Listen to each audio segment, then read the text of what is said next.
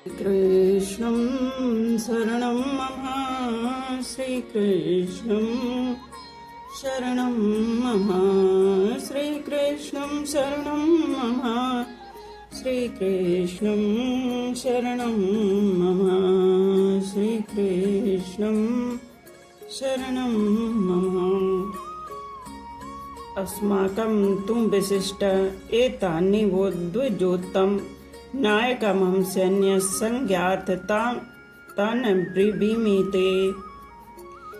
व्याख्या। अस्माकं तु विशिष्ट एतानि वो द्विजोत्तम।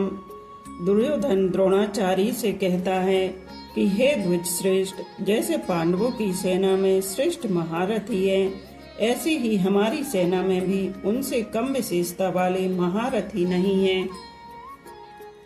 प्रत्युत उनकी सेना के महारथियों की अपेक्षा ज्यादा ही विशेषता रखने वाले हैं, उनको भी आप समझ लीजिए।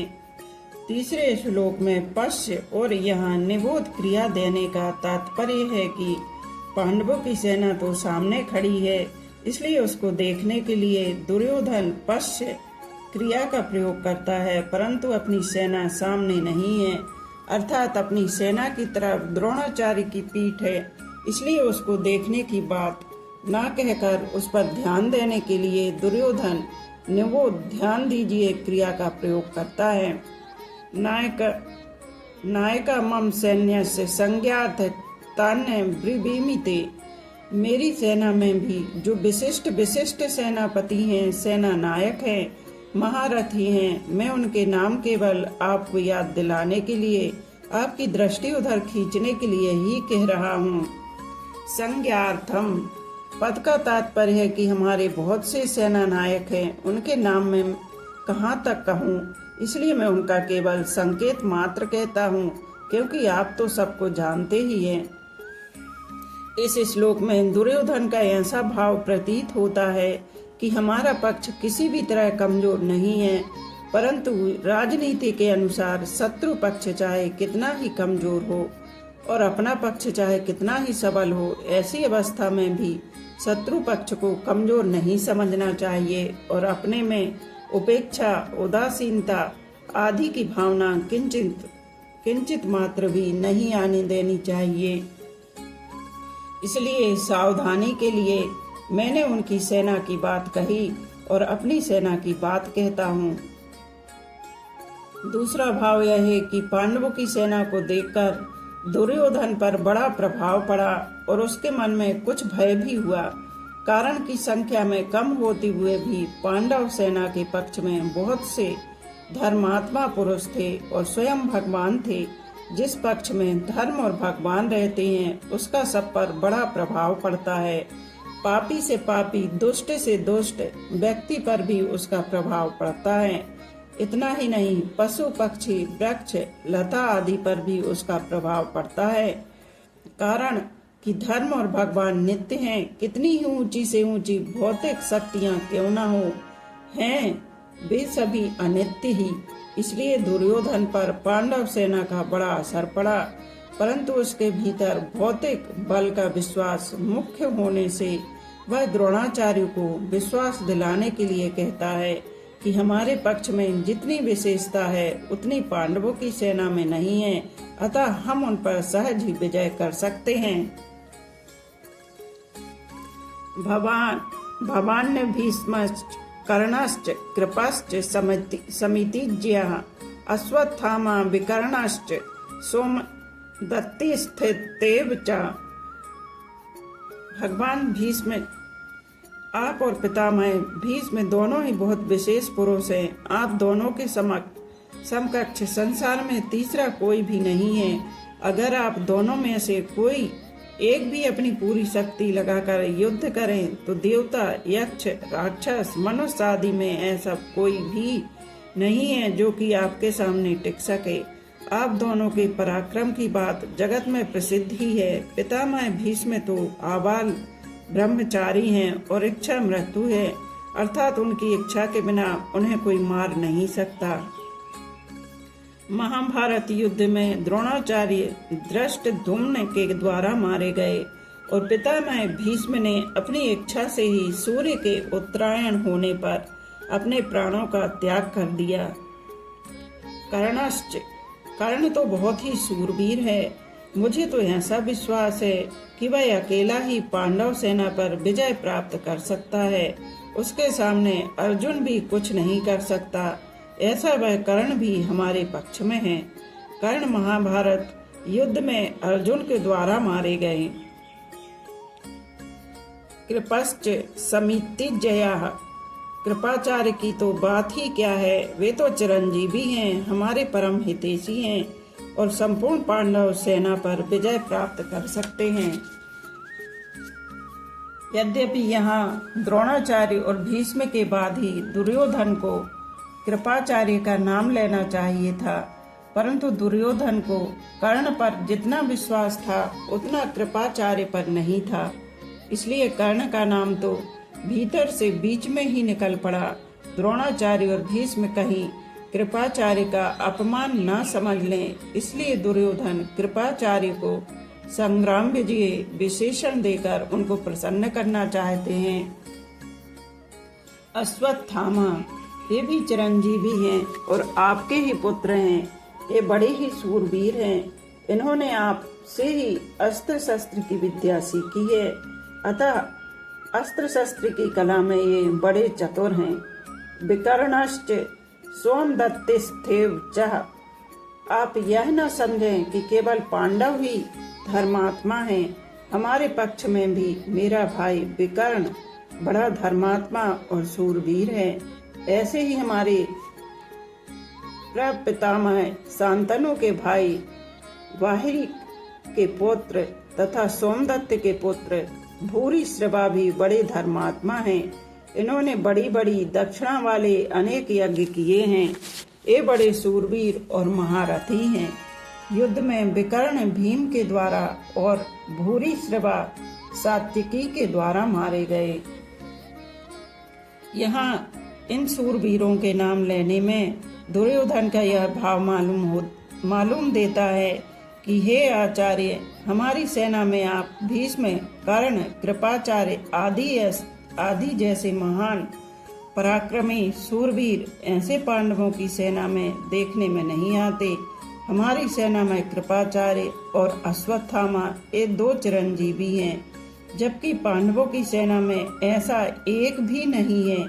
हमारी सेना में धर्मात्माओं की भी कमी नहीं है, इसलिए हमारे लिए डरने की कोई बात नहीं है। श्लोक 9वां। अन्ये च बहवः शूरा मदर्थे त्यक्त जीवितः नाना शास्त्र प्रहरणा सर्वे युद्ध विशारदः। व्याख्या। अन्ये च बहवः शूरा मदर्थे त्यक्त जीवितः। मैंने अभी तक अपनी सेना के जितने सूरवीरों के नाम लिए हैं, उनके अतिरिक्त भी हमारी सेना में वाहिक, शल्य, भगदत्त, जयद्रथ आदि बहुत से सूरवीर महारथी हैं, जो मेरी भलाई के लिए, मेरी ओर से लड़ने के लिए अपने जीने की इच्छा का त्याग करके यहाँ आए हैं। वे मेरी विजय के लिए मर भले ही जाएं, पर युद्ध से हटेंगे नहीं। उनकी मैं आपके सामने क्या कृतज्ञता प्रकट करूं? लोग क्या कृतज्ञता प्रकट करूं? नाना शास्त्र प्रहारणा सर्वे युद्ध विशारदः। ये सभी लोग हाथ में रखकर प्रहार करने वाले तलवार, गदा, त्रिशूल आदि नाना प्रकार के शस्त्रों की कला में निपुण हैं और हाथ से फेंककर प्रहार करने वाले बाण, तोमर शक्ति आदि अस्त्रों की कला में भी निपुण हैं।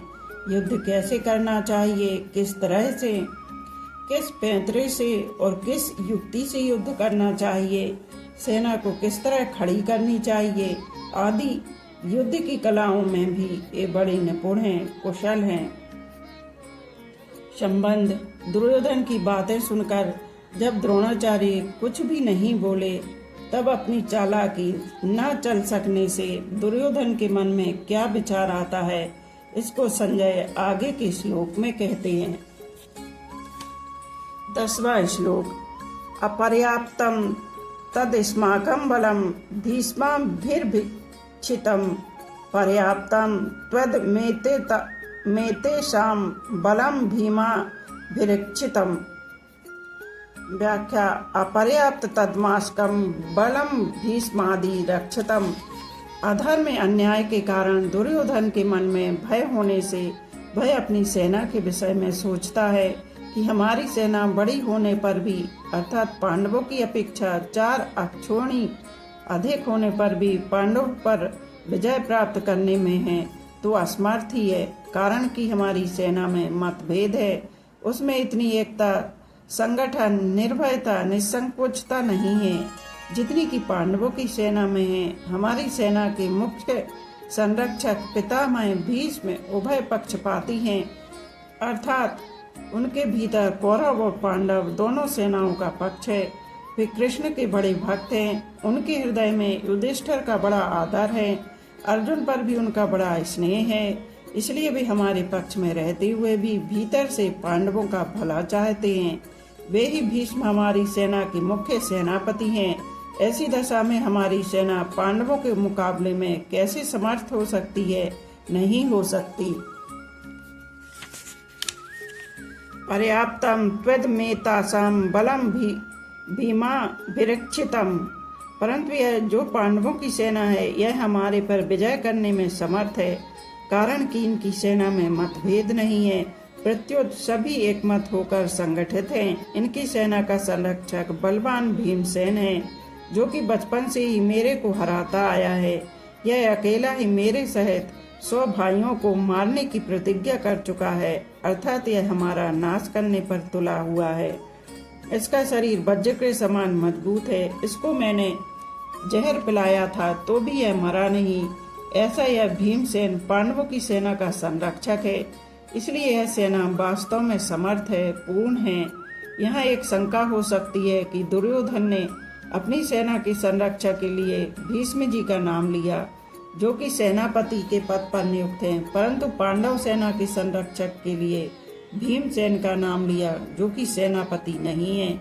इसका समाधान यह है कि दुर्योधन इस समय सेनापतियों की बात नहीं सोच रहा है, किंतु दोनों सेनाओं की शक्ति के विषय में सोच रहा है कि किस सेना की शक्ति अधिक है। दुर्योधन पर आरंभ से ही भीमसेन की शक्ति का, बलवत्ता का अधिक प्रभाव पड़ा हुआ है, अतः वह पांडव सेना के संरक्षक के लिए भीमसेन का ही नाम लेता है। विशेष बात, अर्जुन कौरव सेना को देखकर किसी के पास न जाकर हाथ में धनुष उठाते हैं। गीता पहले अध्याय का 20वां श्लोक पर दुर्योधन पांडव सेना को देखकर द्रोणाचार्य के पास जाता है और उनसे पांडवों की व्यूह रचना युक्त सेना को देखने के लिए कहता है। इससे सिद्ध होता है कि दुर्योधन के हृदय में भय बैठा हुआ है। भीतर में भय होने पर भी वह चालाकी से द्रोणाचार्य को प्रसन्न करना चाहता है, उनको पांडवों के विरुद्ध उकसाना चाहता है। कारण कि दुर्योधन के हृदय में अधर्म है, अन्याय है, पाप है। अन्यायी पापी व्यक्ति कभी निर्भय और सुख शांति से नहीं रह सकता, यह नियम है। परंतु अर्जुन के भीतर धर्म है, न्याय है, इसलिए अर्जुन के भीतर अपना स्वार्थ सिद्ध करने के लिए चालाकी नहीं है, भय नहीं है, किंतु उत्साह है, वीरता है। तभी तो वे वीरता में आकर सेना निरीक्षण करने के लिए भगवान को आज्ञा देते हैं कि हे अच्युत, दोनों सेनाओं के मध्य में मेरे रथ को खड़ा कर दीजिए। पहले अध्याय का 21वां श्लोक इसका तात्पर्य है कि जिसके भीतर नाशवान धन संपत्ति आदि का आश्रय है, आदर है, और जिसके भीतर अधर्म है, अन्याय है, दुर्भाव है, उसके भीतर वास्तविक बल नहीं होता। वह भीतर से खोखला होता है और वह कभी निर्भय नहीं होता। परंतु जिसके भीतर अपने धर्म का पालन और भगवान का आश्रय है, वह कभी भयभीत नहीं होता, उसका बल सच्चा होता है, वह सदा निश्चिंत और निर्भय रहता है। अतः अपना कल्याण चाहने वाले साधकों को अधर्म, अन्याय आदि का सर्वथा त्याग करके और एकमात्र भगवान का आश्रय लेकर भगवत प्रीत्यर्थ अपने धर्म का अनुष्ठान करना चाहिए। भौतिक संपत्ति को महत्व देकर और संयोग जन्य सुख के प्रलोभन में फंसकर कभी अधर्म का आश्रय नहीं लेना चाहिए, क्योंकि इन दोनों से मनुष्य का कभी हित नहीं होता, प्रत्युत अहित ही होता है। परिशिष्ट भाव। अर्जुन ने अस्त्र शस्त्रों से सुसज्जित नारायणी सेना को छोड़कर निशस्त्र भगवान श्री कृष्ण को स्वीकार किया था और दुर्योधन ने भगवान को छोड़कर उनकी नारायणी सेना को स्वीकार किया था। तात्पर्य है कि अर्जुन की दृष्टि भगवान पर थी और दुर्योधन की दृष्टि वैभव पर थी। जिसकी दृष्टि भगवान पर होती है उसका हृदय बलवान होता है, क्योंकि भगवान का बल सच्चा है, परंतु जिसकी दृष्टि सांसारिक वैभव पर होती है उसका हृदय कमजोर होता है, क्योंकि संसार का बल कच्चा है। श्री कृष्ण गोविंद हरे मुरारी, हे नाथ नारायण वासुदेवा।